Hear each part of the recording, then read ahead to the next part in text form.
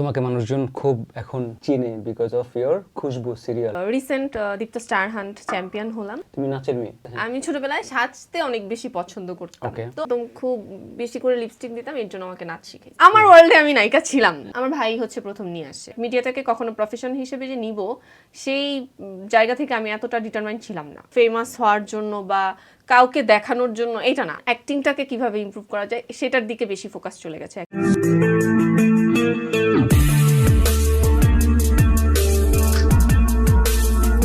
Welcome to Manjamed show. আমি host Manjamed. আমার guest আজকে মিষ্টি ঘোষ। নামটা আমার খুব ভালো লাগছে, শুধু মিষ্টির জন্য না, পাশে ঘোষ বসানো দেখে আমার মিষ্টি ঘোষ পুরা একটা ক্যালকুলেশন ভাব আছে। তুমি কি কলকাতার? না না।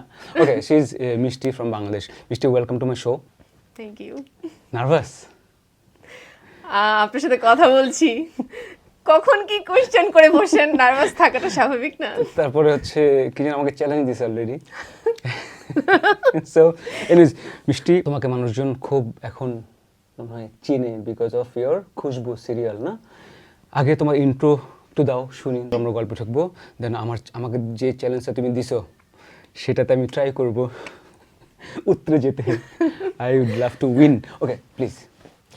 তো আমি যদি বলি, আমি হচ্ছি মিষ্টি ঘোষ। Yep. নাম তো অলরেডি বলিয়ে দিয়েছেন। রাইট। আমি recent Deepto star hunt champion হলাম, একটা রিয়েলিটি শো। সেখান থেকে একটা সিরিজ করছি দীপ্ত টিভিতে, খুশবু। আপাতত এই পরিচয়ই আছি। ওকে, বাট তুমি ঢাকার মেয়ে না? আমার হোমটাউন কিশোরগঞ্জ। কিশোরগঞ্জের মেয়ে। সো কিশোরগঞ্জ থেকে কিভাবে তোমার এই জার্নিটা, এখন তুমি বলতে পারো লঞ্চে চলে আসছি, লঞ্চ এখন তো মানে বাসে, না? বাস। হ্যাঁ, ওকে।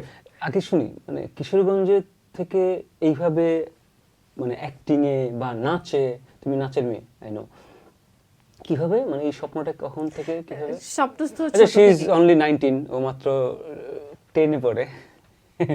মানে খুবই বাচ্চা একটা মেয়ে, বড় হয়ে দেখানোর টাইম লাগবে, আপনারা টাইম দিলে বড় হবে। হ্যাঁ, বলো। ওকে, থ্যাংক ইউ। আমি সবসময় বাচ্চা থাকতে খুব পছন্দ করি। Right. আচ্ছা, আমি একদম ছোটবেলা থেকেই নাচ করি। আমি একটা প্রশ্ন ছোটবেলায় করতেছে, হ্যাঁ। আমি ছোটবেলায় সাজতে অনেক বেশি পছন্দ করতাম। Okay. তো আমার মা আমার বোনকে হচ্ছে গান শিখিয়েছে, আমার ভাইকে তবলা। আমি তো সাজতে গুজতে পছন্দ করতাম, একদম খুব বেশি করে লিপস্টিক দিতাম, এর জন্য আমাকে নাচ শিখিয়েছে। Okay. তো সেখান থেকে স্টার্ট। আমি স্কুলে সবসময় নাচের প্রোগ্রামগুলো করতাম, অ্যান্ড এটার জন্য স্কুল কলেজে সব জায়গায় খুব ফেমাস ছিলাম। তো সেই জায়গা থেকেই নাটক সিনেমার প্রতিও আগ্রহ অনেক বেশি ছিল, দেখতাম অনেক বেশি। তো সেই জায়গাতেই ভেতরে ইচ্ছা ছিল যে মানে স্ক্রিনে কাজ আগ্রহ ছিল করার। স্ক্রিনে আসবা, মানে তখন থেকে কি একটা নায়িকা নায়িকা ফিল কাজ করতো নাকি? না, নায়িকা ফিল না, মানে যখন মুভিতে নায়িকা দেখতাম, বাবুজি বন্ধ করো, রিয়েল না, সত্যি যখন কথা বলো, হ্যাঁ। যখন মুভিতে দেখতাম, হ্যাঁ। তখন হ্যাঁ রিয়েল লাইফে আমার ওয়ার্ল্ডে আমি নায়িকা ছিলাম, হ্যাঁ, that's- off screen. yeah, of course, হ্যাঁ, yeah, আমার off ওয়ার্ল্ডে screen. আমি নিজেকে নায়িকা ভাবতাম, নায়িকা হ্যাঁ। ভাবতাম। আয়নার ট্রু, সামনে, হ্যাঁ। আয়নার সামনে, এটা সব মেয়েই ভাবে, এটা আমি একা না, ভাবতাম। কিন্তু এইরকম সুযোগটা যে পাবো, ওইটা আমি ভাবি। কিভাবে সুযোগটা কিভাবে আসলো? সুযোগটা হচ্ছে এমনিতে কিশোরগঞ্জ শহরে আমি প্রচুর প্রোগ্রাম করেছি, ঢাকা এসেও অনেক বেশি প্রোগ্রাম করেছি। তো একটা লাইফ আমি মঞ্চনাটক, থিয়েটার, নাচ সেটাতে পার করেছি। বাট সেই জায়গা থেকে আমি ঢাকা আসার পরে আমি ফার্স্ট মিডিয়াতে কাজ করা স্টার্ট করি হচ্ছে 2022-এর লাস্টের দিকে। তখন তুমি 2022-এর এসএসসি পাস করে ফেলছো? আমি কিন্তু দুষ্টুমি করছি, she is not that young, but anyways. Okay, so একজন কাস্টিং ডিরেক্টর জিয়া ভাই, উনি হচ্ছে আমাকে ফেসবুকে আমার প্রোফাইল দেখে, আমার একটা শর্টস ভিডিও দেখে আমার ইউটিউব চ্যানেল থেকে। সেখান থেকে দেখে উনি ভাবে আমি হয়তো আমি কলকাতার, আপনি যেটা হ্যাঁ, বললেন, আসলে মেবি তোমার নাম দেখে, নাম দেখে, মিষ্টি right, আবার ঘোষ right, নাম yeah. দেখে, বা আমার ফেসে একটা ব্যাপার আছে, ওই হ্যাঁ। ব্যাপারটা হ্যাঁ। অনেকেই বলে, আমি জানি না। হ্যাঁ, ট্রু। ওই থেকে উনি ভাবছে আচ্ছা মেবি কলকাতার। পরে উনি আমার পেজে নক করলো, নক করার পরে আমি কথা বললাম। তো আই গেস ওইগুলো তো ফ্রড হয়, কতটা হ্যাঁ। সত্যি কিনা আমি জানি না। দেন আমাকে বললো যে একটা কাজ আছে এরকম মিডিয়াতে, আমি এরকম টিভিসি করবো কিনা। তারপর আমি বললাম যে আমার ভাইও তো মিডিয়াতে আছে, আমার ভাইও কিন্তু মিডিয়াতে আছে। তো উনি আমার জন্য ভাইয়ের কথা বললাম, উনি চিনতো। তো আমার ভাইকে বললাম, আমার ভাই হচ্ছে প্রথম নিয়ে আসে অডিশনের জন্য। অডিশন প্রথম দেই, আমি সিলেক্ট হয়েছি। তো এইভাবেই স্টার্ট। তারপর একের পর এক কাজ করছি। বাট মিডিয়াটাকে কখনো প্রফেশন হিসেবে যে নিব, সেই জায়গা থেকে আমি এতটা ডিটারমাইন্ড ছিলাম না। সেটা কোনটা হিট হওয়ার পরে হইলো? হ্যাঁ, সেটা ছিলাম না। তো আমি জবে ঢুকে যাই। হ্যাঁ আমি জবে ঢুকে যাই, আমি 2 বছর জব বাচ্চা মেয়ে জব করে, আচ্ছা হ্যাঁ হ্যাঁ হ্যাঁ, বলো, আমি বলো। 2 বছর কি জব জব করলাম, একটু বলো। আমি ডিজিটাল মার্কেটিং এ ছিলাম একটা ফ্যাশন হাউসে। ওকে সেখানে জবে ঢুকে যাই, যে জবের ফাঁকে ফাঁকে ফ্রাইডেতে বা ছুটি নিয়ে যতটুকু পারি করছিলাম।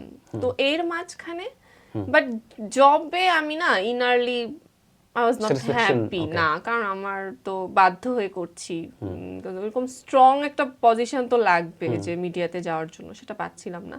সেই জায়গা থেকে রিয়েলিটি শো এর একটা ক্লিপ আসলো, তো সেখানে ভাবলাম ওকে ফাইন ট্রাই করি। নাচের? হ্যাঁ, নাচেন না, ওই অ্যাক্টিং এর আচ্ছা, উপর okay, যেটা okay, দীপ্ত okay, star okay, hunt okay, যেটা okay, সেটা হ্যাঁ। আসলো। তো সেখানে আমার বাসার একদম কাছে ছিল। আমি যখন ফোন করি তখন বলছে যে দীপ্ত টিভিটা কোথায়, দীপ্ত টিভি হচ্ছে একদম কারণ বাজারে। তো ওকে ফাইন, কাছাকাছি আছে, যাই। কারণ থেকে কারণ হ্যাঁ, একদম close, কাছে। yeah. যাওয়ার পরে এটাতে এমন ভাবে ইনভলভ হলাম, মানে জব টপ থেকে লিভ টিভ নিয়ে একদম এখানে যে এইভাবে চ্যাম্পিয়ন হয়ে যাব, চ্যাম্পিয়নের পরে যে এরকম একটা সিরিয়াল একদম লিড কাস্টে নাম ভূমিকায় পাবো সেটাও ভাবিনি। তো এখান থেকে এখন এই পর্যন্ত চলছে। বাট তোমার নায়িকা হওয়ার যে ব্যাপারটা ছিল, মেয়েরা ভালো নায়িকা হইতে পারে বা ওদের এক্সপ্রেশনস ভালো, ওরা অ্যাক্টিং এ ভালো করে, নাচে দিয়ে ওদেরকে কেউ চিনে না, ওদেরকে অ্যাক্টিং দিয়ে চিনতে হয়। এই ব্যাপারটা আসলে তোমার কাজ করেছে কিনা তোমার মধ্যে, যে নাচে কেউ চিনবে না আমাকে, আমি তো নায়িকা নিজে নিজে? না না না, আমি কখনোই যে ফেমাস হওয়ার জন্য বা কাউকে দেখানোর জন্য এটা না। আমি সবসময় মন থেকে চলি। আমার মন, মানে আমার মেন্টালি আমার এটা করতে আনন্দ লাগছে, আমি এটা করব। মানে নাচ আমার করতে ভালো লাগতো, আমার এখনো ভালো লাগে, আমি এটা করে গেছি। মানে ভিউ এর জন্য, বা আমি অনেক ডান্স কভার করতাম, বাট কখনোই মানে ভিউ এর জন্য বা ফেমাস হওয়ার জন্য এটা আমি করিনি। তাহলে নিজের নিজের স্যাটিসফ্যাকশনের জন্য করেছি সেই জায়গা থেকে। আর অ্যাক্টিংটাকে আমি আমার পছন্দ করি অনেক বেশি, বা আমি অ্যাক্টিংটা কতটুকু জানি বা পারি কিনা, আমাকে দিয়ে হবে কিনা, সেটা দেখার জন্য আসলে এদিকে আসলাম। তো মনে হচ্ছে যে না, ট্রাই করলে হবে বা হচ্ছে। তুমি আচ্ছা, তোমার পড়াশোনা কি, জব করো বলতেছো? আমি গ্রাজুয়েশন কমপ্লিট করেছি। কোন সাবজেক্ট ছিল? অ্যাকাউন্টিং। হ্যাঁ, সেই জায়গা থেকে অ্যাকাউন্টিং আমার যে পছন্দের সাবজেক্ট ছিল তা না। আমার খুব ইচ্ছা ছিল নাচ নিয়ে পড়াশোনা করবো, বাট সেটা সুযোগ হয়নি ফ্যামিলি থেকে। ওই এখনো তো সেই সুযোগ আছে মনে হয়। এখন হ্যাঁ, এখন সেই সুযোগ আছে, ইচ্ছাও আছে, কিন্তু না, বলবো যে সেই সুযোগটা এখন নাই। যেহেতু অ্যাক্টিং এ ইনভলভ হচ্ছি, তো এখন নাচ যতটুকু আছে সেটা তো আছেই, এখন অ্যাক্টিংটাকে কিভাবে ইমপ্রুভ করা যায় সেটার দিকে বেশি ফোকাস চলে গেছে, অ্যাক্টিং এর দিকে, নাচ থেকে। ওকে, সাপোর্ট কিরকম তোমার ছিল?